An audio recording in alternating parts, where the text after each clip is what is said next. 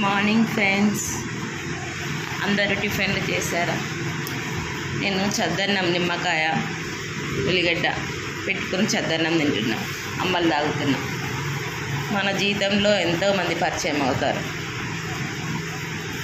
కొత్త వాళ్ళు, పాత వాళ్ళు, స్నేహితులు, బంధువులు, అందరు రకరకాల వాళ్ళు పరిచయం అవుతారు. ఆ పరిచయంలో మనకి తీపి జ్ఞాపకాలు ఏమో కానీ చేదు జ్ఞాపకాలు మాత్రం జీవితాంతం మర్చిపోలేము. అవునంటారా కాదంటారా ఫ్రెండ్స్?